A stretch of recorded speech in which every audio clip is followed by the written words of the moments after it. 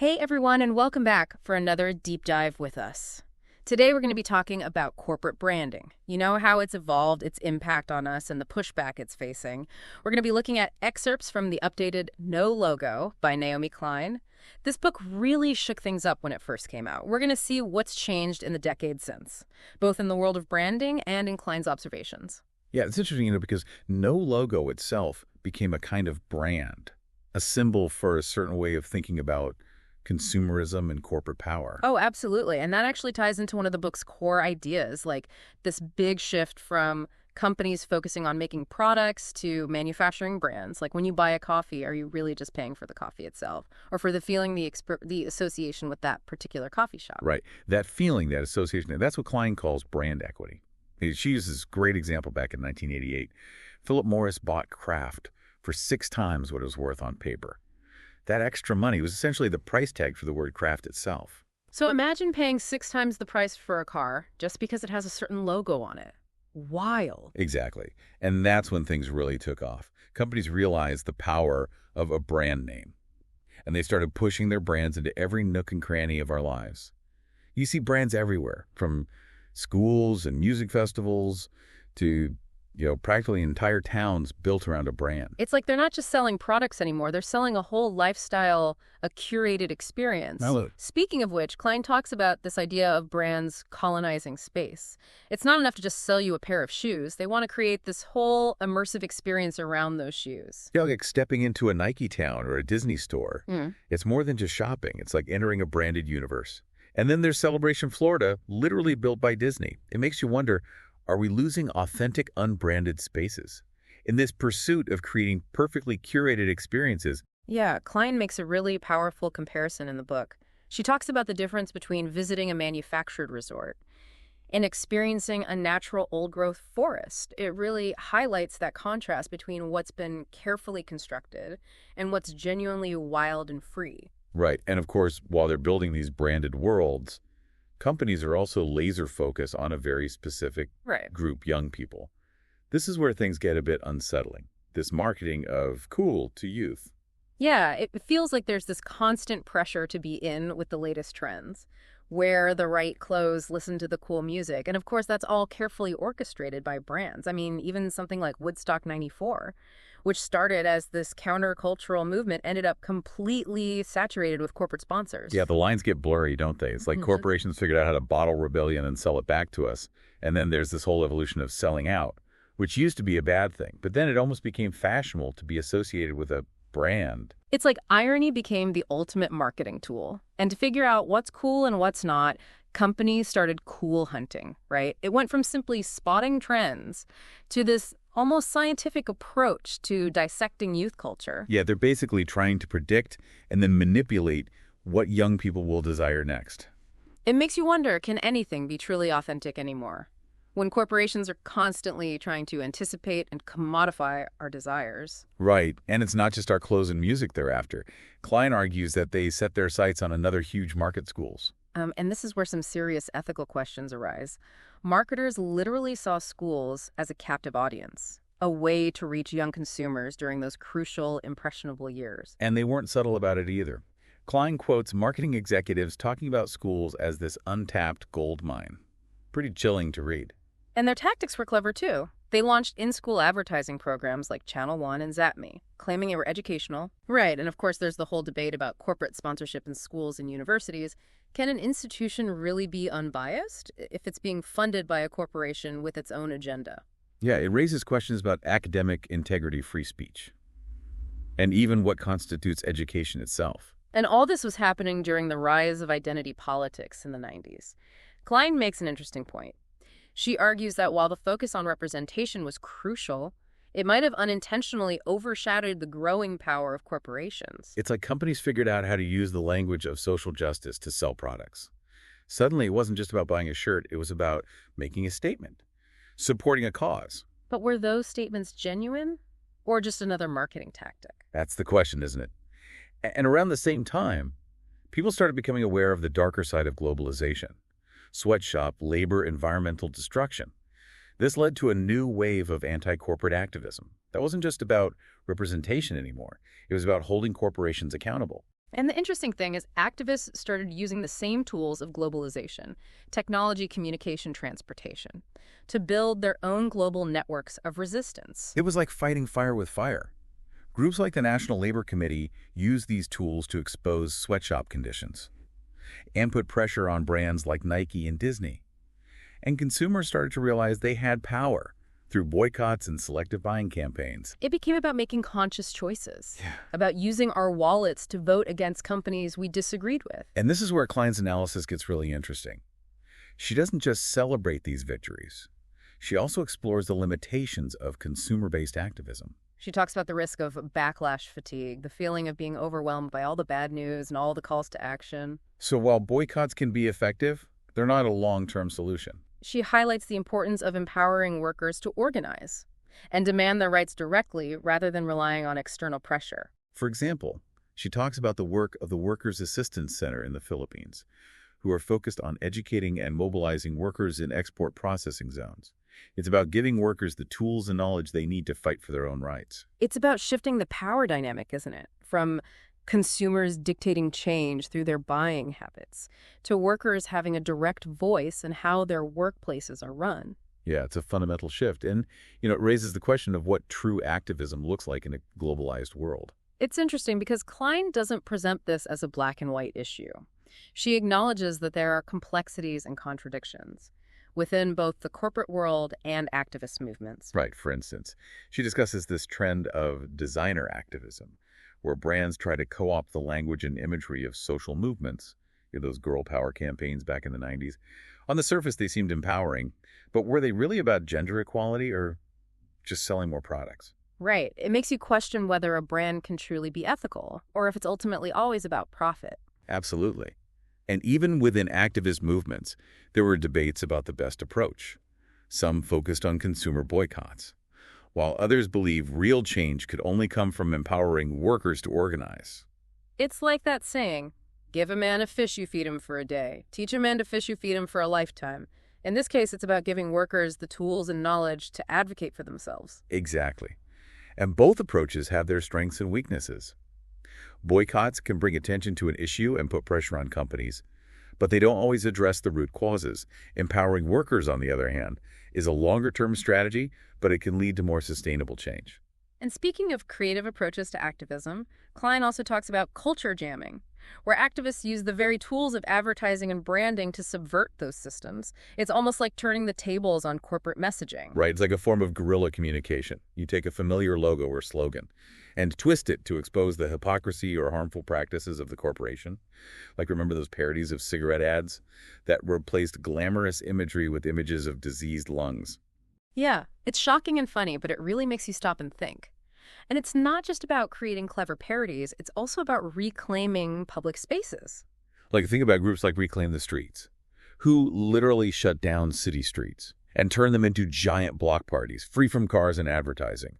It's a powerful statement about who controls our public spaces and what those spaces should be used for. Yeah, it's like pushing back against this idea that every inch of our lives has to be commodified, right? Yeah. That there should still be room for spontaneity, for genuine connection, for experiences that aren't dictated by brands. Absolutely.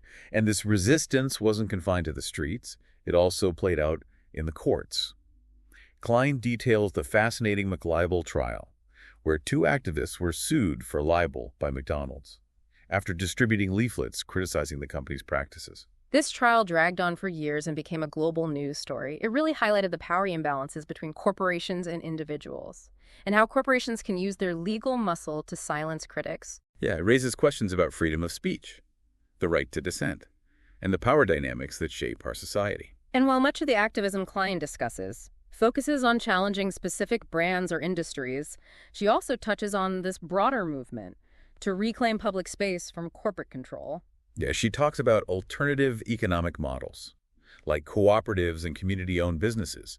These models prioritize people and the planet over profit, offering a different way of thinking about our relationship to work and consumption. It's about creating systems that are more sustainable and equitable, right? Where the focus isn't solely on maximizing profit, but on creating a more just and balanced society. Exactly. And this leads to that central question that no logo poses. In a world increasingly dominated by brands, can we reclaim space for genuine expression and meaningful connection? Or are we destined to live in a fully branded reality? It's a question that feels even more urgent now, given the rise of social media and the ways in which brands have infiltrated our online lives. Right, it's like the battleground has shifted from the streets and airwaves to our screens. It raises the question of how we navigate this digital landscape without losing ourselves in the noise. And this is where Klein's insights into the limitations of consumer-based activism become particularly relevant. Yeah, it's easy to feel overwhelmed by the sheer number of brands and causes vying for our attention. It's like, are we really making a difference by buying ethical products or clicking like on a social justice campaign? Klein challenges us to think more deeply about where true change comes from. It's not just about our individual choices, but about challenging the systems that perpetuate these problems in the first place. So it's not just about changing what we buy, but about changing the way those products are produced and the power dynamics that shape the global economy. Exactly. And that requires collective action, not just individual choices. Klein highlights the importance of worker organizing, of people coming together to demand fair wages, safe working conditions, and a voice in the decisions that affect their lives. It's about shifting the balance of power from corporations to workers, from the top down to the bottom up. And it's about recognizing that workers are often the ones most directly impacted by corporate practices. So they should have a say in shaping those practices. Klein also talks about the importance of reclaiming public spaces from corporate control.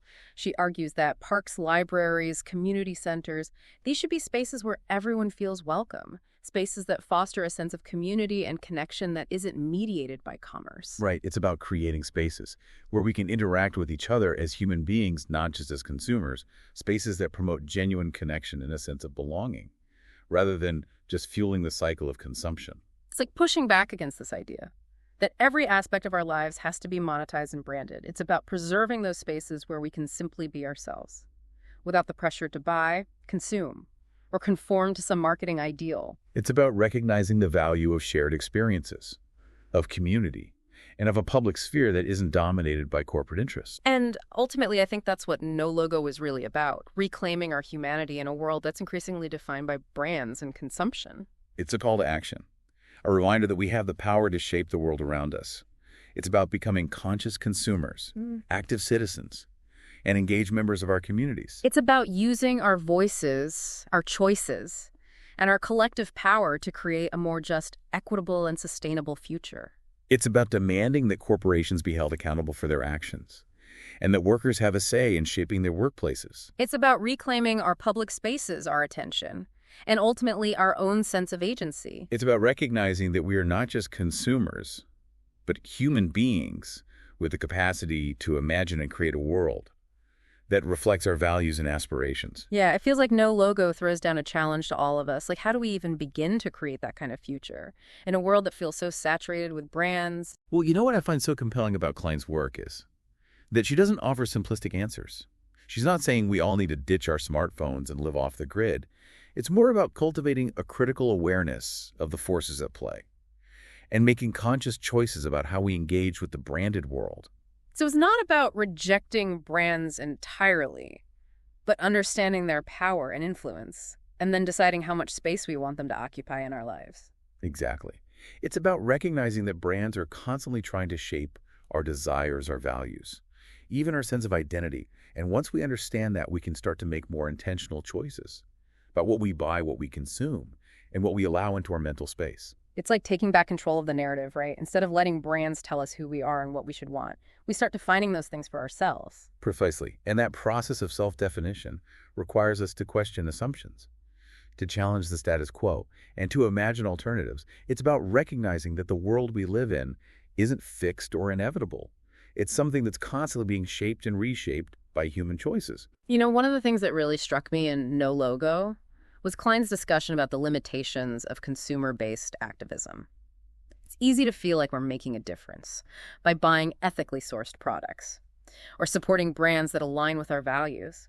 But is that enough to create real change? That's a question Klein grapples with throughout the book.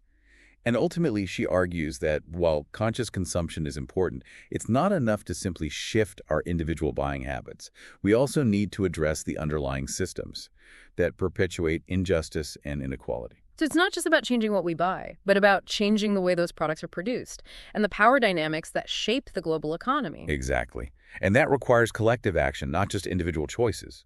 Klein highlights the importance of worker organizing, of people coming together to demand fair wages, safe working conditions, and a voice in the decisions that affect their lives. So it's about shifting the balance of power, from corporations to workers, from the top down to the bottom up. Right, and it's about recognizing that workers are often the ones most directly impacted by corporate practices. So they should have a say in shaping those practices. You know, Klein also talks about the importance of reclaiming public spaces from corporate control. She argues that parks, libraries, community centers, these should be spaces where everyone feels welcome, spaces that foster a sense of community and connection that isn't mediated by commerce. Right. It's about creating spaces where we can interact with each other as human beings, not just as consumers. Spaces that promote genuine connection and a sense of belonging, rather than just fueling the cycle of consumption. Yeah, it's like pushing back against this idea that every aspect of our lives has to be monetized and branded. It's about preserving those spaces where we can simply be ourselves, without the pressure to buy, consume, or conform to some marketing ideal. It's about recognizing the value of shared experiences of community and of a public sphere that isn't dominated by corporate interests. And ultimately, I think that's what No Logo is really about, reclaiming our humanity in a world that's increasingly defined by brands and consumption. Yeah, it's a call to action, a reminder that we have the power to shape the world around us. It's about becoming conscious consumers, active citizens, and engaged members of our communities. It's about using our voices, our choices, and our collective power to create a more just, equitable, and sustainable future. It's about demanding that corporations be held accountable for their actions, and that workers have a say in shaping their workplaces. It's about reclaiming our public spaces, our attention, and ultimately our own sense of agency. It's about recognizing that we are not just consumers, but human beings, with the capacity to imagine and create a world that reflects our values and aspirations. Well, that brings us to the end of our deep dive into No Logo. We hope you enjoyed our conversation today. Yeah, thanks for joining us. And we hope you'll join us again next time for another deep dive into the ideas that are shaping our world.